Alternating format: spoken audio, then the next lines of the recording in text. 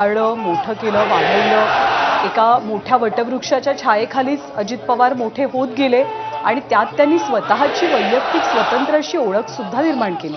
मधल्या काळामध्ये दुरावा आला, मतभेद झाले, पण कौटुंबिक पातळीवरचे संबंध ते मात्र कधीच तुटले नाही. ते मात्र कायमच राहिले.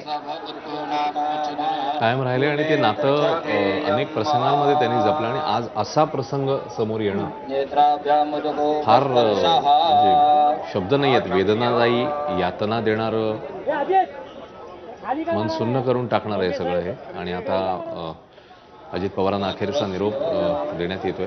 काही वेळातच केंद्रीय मंत्री आणि मुख्यमंत्री उपमुख्यमंत्री देखील जे मगाशी एअरपोर्टवरनं रवाना झाले होते काही वेळा तिकडे पोहोचतील आणि विद्याप्रतिष्ठानच्या मैदानामध्ये आता थोड्याच वेळात अजित पवारांवर अंत्यसंस्कार होतील.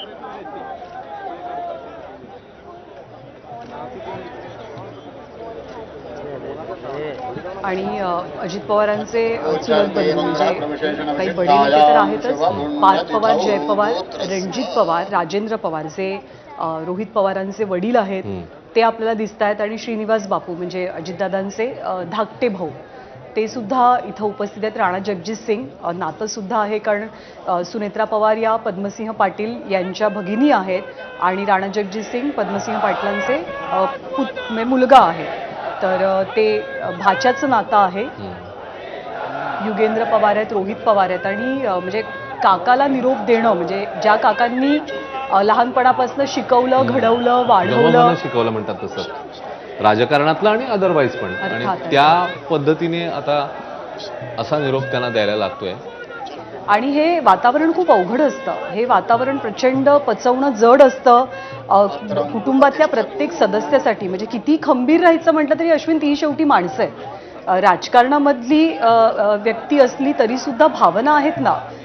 कुटुंब म्हणून, व्यक्ती म्हणून, वडील म्हणून, काका म्हणून, भाऊ म्हणून सगळ्यांच्या मनामध्ये खूप भावनांचा कल्लोळ आहे अक्षणी.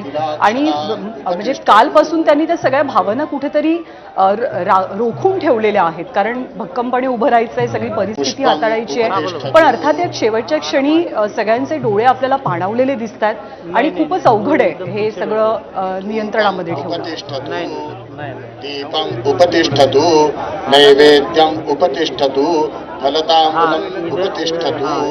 ओम अनादिनिधनो देव शङ्खचक्रगदाधर अक्षय पुण्डरीकाक्ष प्रेतमोक्षप्रदो भव.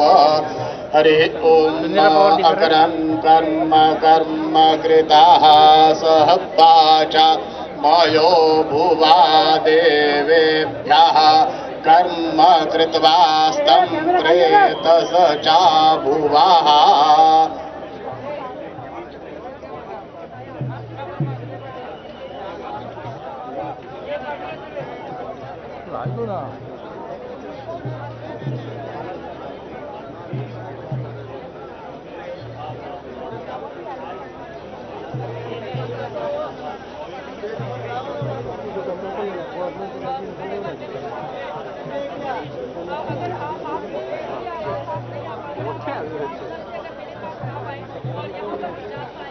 ओम अग्नि जमायत्वांगीरसभते पितरे मते स्वाहा स्वाहा घर्माय स्वाहा घर्माः पितरे अग्निन्दूतं ओददे हव्यवाहमुपब्रुवे देवां आसादयादिह ब्रह्मज्ञानं प्रथमं पुरस्तात्रिसीमतः सुरुचोपेन आवाह सभ्या उपमा अस्य दृष्टाः सतश्च जोरिम सतश्च विवाह. ओम त्रिपाद नक्षत्राधिष्ठात्र देवतेभ्यो नमः. पूजनाख्येन कर्मणा पापः महाविष्णु प्रियता नमः.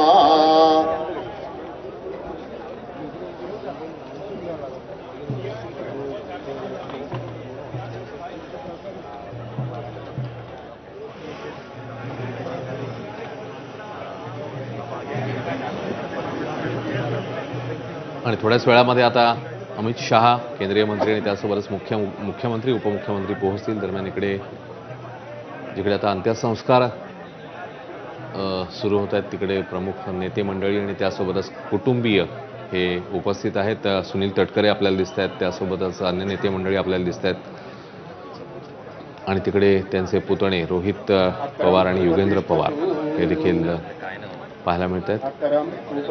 आणि आता जर ज्ञानदा तू दृश्य बघितलं असतंस तर विद्याप्रतिष्ठानचं जे मैदान आहे कानाकोपरा भरलंय. म्हणजे महाराष्ट्रभरातनं मगाशी देखील आपल्या काही प्रतिनिधींनी संवाद साधला होता तेव्हा कानाकोपऱ्यातनं लोक आलेत आणि म्हणजे अशा क्षणासाठी अजित पवारांसाठी यावं लागेल त्याची कोणी कल्पनाही केली नसेल. आणि त्या सगळ्या परिस्थितीमध्ये विषण्ण मनाने सुन्न मनाने आता हा निरोप द्यावा लागतोय अजित पवारांना. मोठा जनसागर म्हणजे जो अजित पवारांनी महाराष्ट्रभरात आपल्या प्रेमाच्या काय